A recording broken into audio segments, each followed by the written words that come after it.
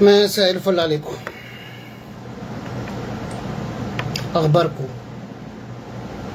اختصار علشان ما ضيعش وقتي ووقتكم. انا مين؟ انا الدكتور احمد، انا مؤسس فريق تمثيل نجوم مصر للتمثيل. الكلام ده من حوالي 6-7 سنين. فريق تمثيل خاص اشتغلنا من اكتر 6-7 سنين. كل شغلنا نازل على الفيس واليوتيوب والريلز والسوشيال ميديا عامة. يعني التمثيل بوجه عام كهواية اخرك الفرق. يعني انت كست او انت كبنت بلاقي كتير جدا محجبات، بلاقي كتير منقبات، بلاقي كتير بنات محترمة عايزة تدخل المجال. اول هم بقول لها ما تدخلش. ليه؟ زيه زي بقيت اي شغل، في ناس وقحة، في ناس مريضة، في ناس نصب كتير جدا، بخصوص ان انت عايزة تشتهري او انت عايز تشتهر بأي شكل وبأي وضع ويبقى في مقابل. خاصة ان احنا بقينا في زمن دلوقتي كل حاجة بمقابل. خلاص فهمنا النقطة دي؟ طيب نتكلم في الخطأ الاول ولا نتكلم في الصح؟ الاخطاء اللي بتحصل. طيب 3/4 اللي موجود بيضيع وقتك، بيضيع جهدك، بيضيع فلوسك في اطار ان احنا هنعمل مسرحية. المسارح اللي موجودة او الاستديوهات اللي موجودة في وسط البلد بمقابل طبعا، فطبيعي انت وغيرك وغيرك وغيرك وغيرك بيدفع علشان عايز يوصل. واي واحد خد كورس او خد دورة او اتعلم عن طريق النت، السوشيال ميديا يعني او غيره، فهو بيقول ان انا مدرب او بيقول مدرب تمثيل او الكلام ده كله، وممكن كمان يوريك شهادات. مكاتب الكاستنج مليانة كتيرة جدا في مصر، موجودة في المهندسين، أكثرها في المهندسين، ثم يليها بقى شارع الهرم، ثم يليها ممكن تلاقي في فيصل، ممكن تلاقي في ناحية الهرم والمهندسين يعني، بس هي أكتريتها في المهندسين. ده اللي هو الصح، ده اللي ابتدت بيه ياسمين عبد العزيز، ده اللي ابتدى بيه أحمد عز، ده اللي ابتدى بيه كل الممثلين اللي ابتدوا عن طريق الإعلانات. احمد مالك ابتدى باعلان واحد وبعد كده ربنا فتحها عليه. احمد عز عمل اعلان واحد وبعد كده فتحها عليه. الكلام ده كله بيبتدي بموضوع الموديلز، ثم التمثيل، ثم بقى في كاستنج داخله في اطار مكاتب يعني بتعمل اللي هو الاحتفالات وتنظيم الحفلات والكلام ده كله، بيوسعوا بقى. مكاتب الكاستنج لما بتختار عن طريق المخرج بتاع العمل، فبتعرض الناس جميل، وبقى كده بيبقى في اختبار، حاجة اسمها اوديشن. الاوديشن ده انك انت بتاخد مشهد وبتعمله، او انت بيقولك مثل اي حاجة قدام الكاميرا علشان تقدر نقدر نختارك، يعني ان كان كوميدي، ان كان شر او دراما، مسرحي، تلفزيوني، ايا كان. خلاص فهمنا؟ طيب ليه انا بقولك ان موضوع الفرق والمسارح بتضيع وقتك وبتضيع جهدك وبتضيع فلوسك؟ 3/4 نصب. قال الناس قليلة جدا، مش هقول زي حالاتي، يعني ممكن يعلمك حاجة خلاص في مقابل ان حضرتك هتدفع. الفرق دي عبارة عن ايه؟ 4 5 6 افراد، 10 20 منهم محجبات، منهم غير محجبات، منها برضو الفرق اللي طلع الاخارة اللي هو القرار، ان هو يجيبوا مجموعة 5 20 50 بنت مع ولد مع مش عارف ايه، ويفضلوا يغنوا الاغاني القديمه وهكذا. ده اختراع تم اختراعه الفتره الاخيره. خلاص كلهم عايزين ينجحوا بشكل ما، بس رئيس الفرقه دي او رئيس التمثيل، فرقه التمثيل دي اصلا هو عارف هو اخره حدوده فين. هو عارف حدوده فين. هو حدودك المسرح، المسرحيه الكوميديه او اللي هتعاد من المسرحيات القديمه، او واحد هيألف الكلام ده كله، اخره هو ده بس. اللي حضرتك بتروح تجيب عائلتك او اسرتك او اصحابك، بتدفع، هم بيدفعوا 20 30 جنيه كل واحد. جبت 5 جبت 20، ضيف بقى عليهم ال10 افراد الباقيين، فالمبلغ كله بيكمل مثلا حوالي 500 جنيه بياخدهم صاحب الفرقه على سن التجديدات والحوارات، واللي اشتغلت هجيب كاميرا هجيب مش عارف ايه الكلام ده كله. عشان كده انا بقول لك اخرك هي اسرتك اللي هتشوفك، او اصحابهم او اسرتهم اللي هم معاكم في الفرقه. فدي حدودك كده وبس، مش هتخرج. يا عالم بقى قابلته او عرفته او صاحبته او عملته علاقات مع ممثلين قدامى، وهو ده برضو فكرة الاشتغالات تانية. بعض من الفرق تروح تتفق مع ممثلين اشتغلوا ادوار ثانوية او ادوار تالتة او ادوار رابعة. ثواني.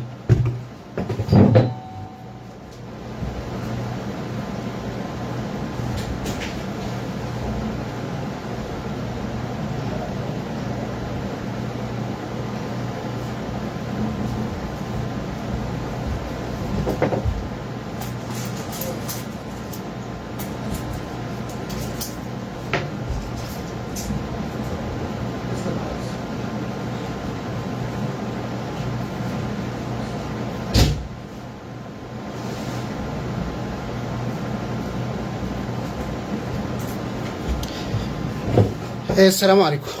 نكمل كلامنا. في واحد لا داعي لذكر اسمه عمل فرقة واشتغل الناس وخد منهم فلوس وبهدلهم في المواصلات، بهدلهم في الفلوس، بهدلهم في الوقت، بهدلهم في حياتهم كلهم.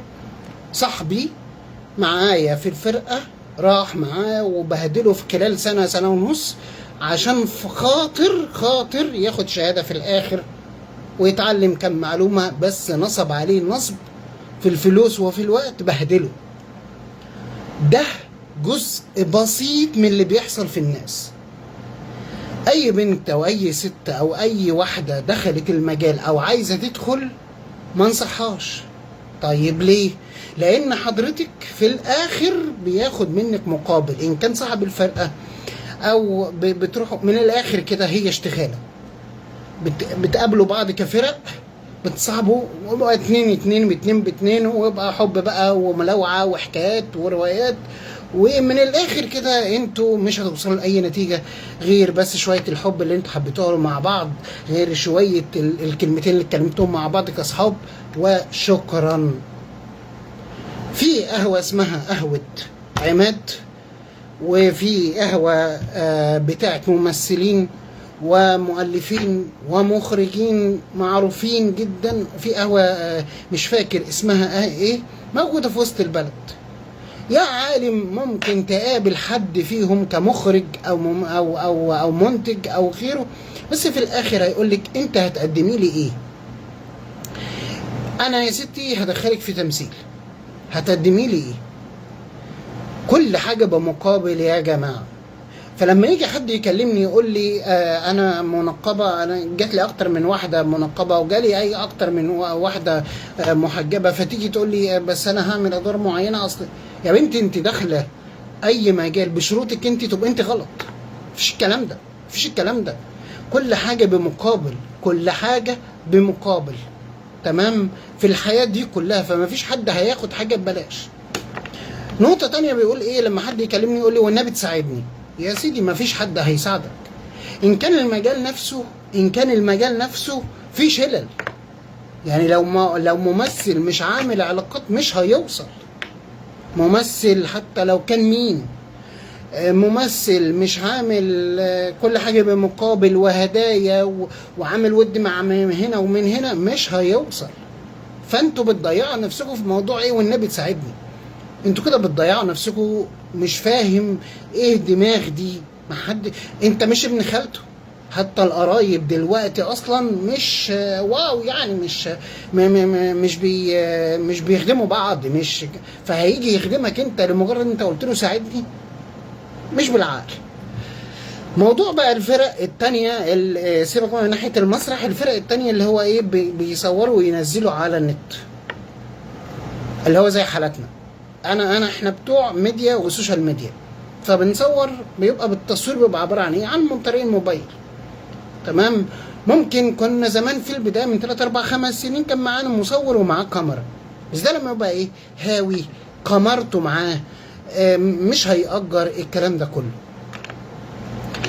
لما تيجي تعمل اغنيه او هتيجي تعمل تمثيل او هتيجي تعمل اي حاجه بره خارجيه، طبيعي بمقابل مفيش حد يعملها ببلاش.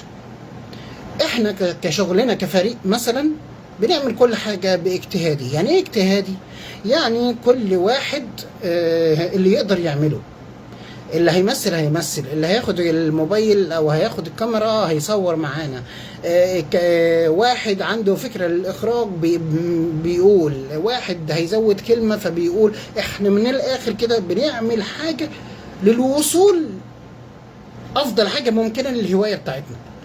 بس في القسم التاني اللي هو بيقول لك ايه، إنتاج ذاتي، اللي كل واحد يدفع 100 جنيه في خلال 10 جمعت 1000 جنيه. ال 1000 جنيه دي طبعا بتجمعوها عشان تجيبوا مثلا ستاند او بتجيبوا مش عارف ايه الكلام ده كله.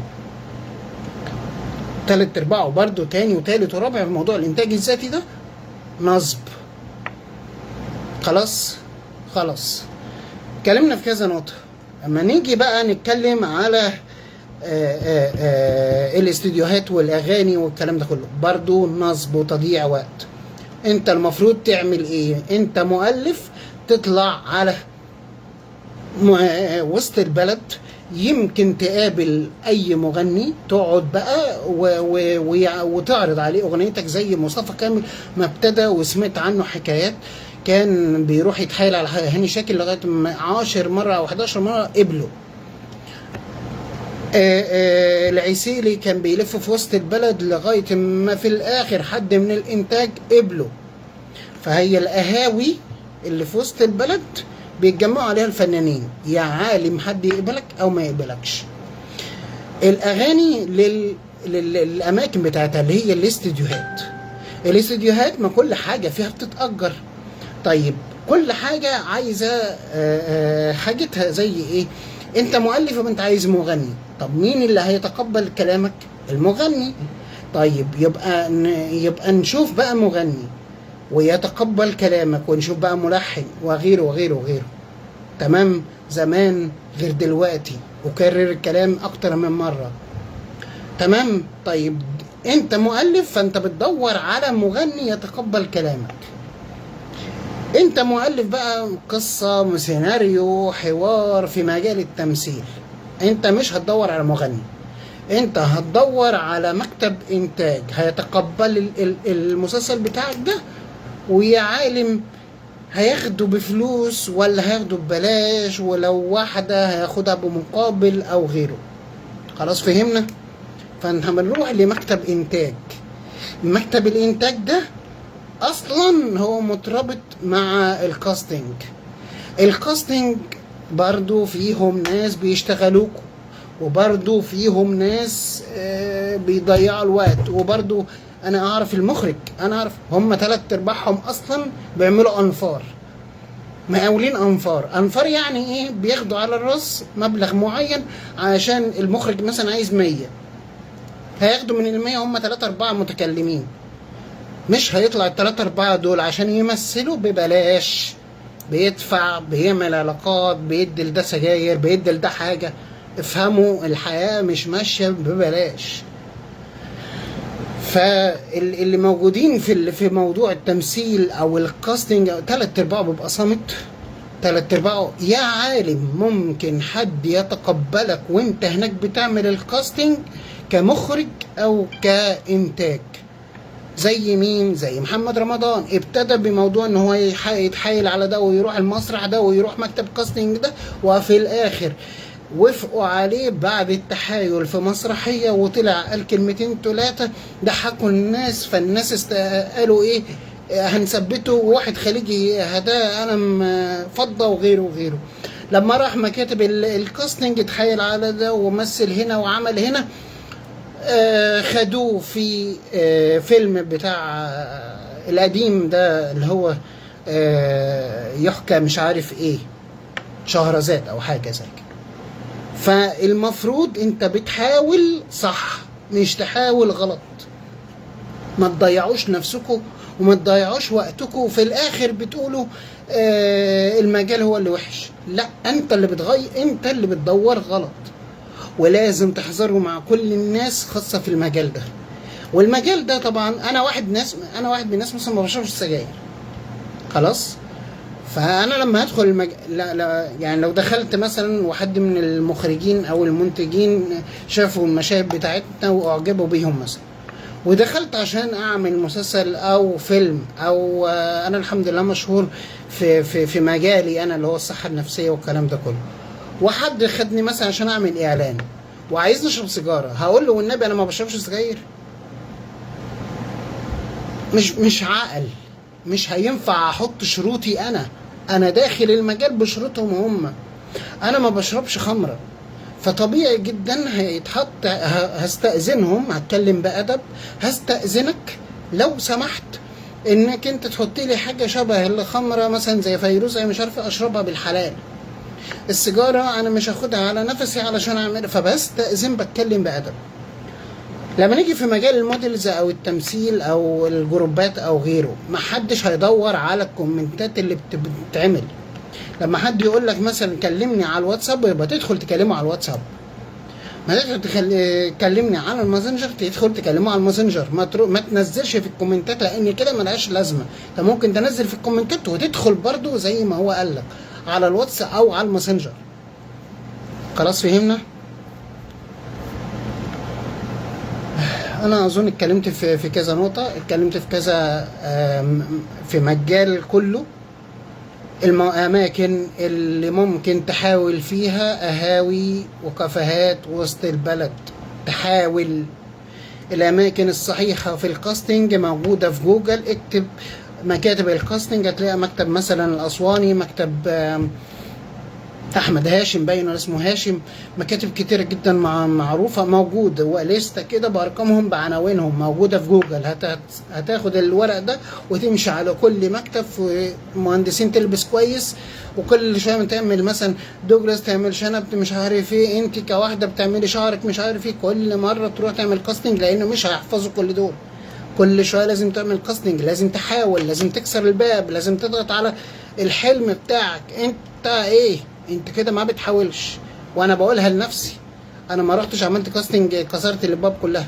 عملت شويه، رحت قدمت وحاولت هنا وحاولت هنا، اترفضت هنا واترفضت هنا واتقبلت هنا، وفي اللي هنا رحب بيا، وفي لازم تحاول. مجال الاعلام اخر حاجه عشان اخلص الموضوع. الاعلام بقى بيزنس دلوقتي، ان كنت تبقي مذيعه او مستضيفه. لما حد بيبقى مستضيفينه في التلفزيون ايا كان، بيدفع فلوس او بيطلع كحشو. هم كانوا طالبين مثلا الدكتور النهارده متفقين واعتذر في خلال ساعه مثلا، الساعه دي يبقى بيدوروا على دكتور تاني. يا دوب هي مذيعه اصلا مبتدئه وهي عايزه حد يغطي الربع ساعه ونص ساعه اللي راحت هدر دي. فهمت حاجه؟ الإعلامي أو المذيع اللي بيطلع على القنوات صحة وجمال أو الحدث أو الشمس أو غيره أو غيره أو غيره، كل القنوات دي كلها مدفوع حق تمن الهوا بتاعه، بيدفع الإنتاج، بيدفع الإعداد، بيدفع للمخرج، بيدفع لكل حاجة عشان يتقال في الآخر إن هو مذيع أو إعلامي أو إعلامية. تمام؟ فكله بيدفع علشان يصل لحاجة معينة طلع على الشاشة. فما فيش حاجة في مجال التمثيل أو في مجال الإعلام ببلاش، في أي مجال دلوقتي معايا. بس كده باختصار ده كل معلوماتي اللي انا اعرفها في مجال التمثيل والاعلام. الموديلز لو انت عايز تطلع موديلز او هو او غيره بيتصور وبيعمل لنفسه صفحة، بيشهر نفسه، بيدفع تسويق، كان في التمثيل او في الاعلام او غيره بيدفع تسويق فلوس علشان في الاخر يتشاف. طب هيتشاف منين؟ الاماكن الصح للموديلز ده يا جماعة المصانع والشركات للملابس بيبقى فيهم برضو سماسرة للكلام ده، بيجيبوا مثلا موديلز كذا هياخد عليه تمن، اللي اصلا الموديلز دي بتاخد فلوس على 60 قطعة ولا 40 قطعة عليها. تمام؟ هو نفس الكلام. الشباب بيبقى مصانع والشركات بتبقى بدل. انا كده خلصت كلامي، ويا رب كل الناس تكون استفادت. ولو عايزين تسألوا اي حاجة اتفضلوا اسألوني في المجال ده، اللي اقدر افيدكم بيه هفيدكم. ربنا يسترها على ولايانا الستات او البنات، وربنا يسترها عليكم. سلام.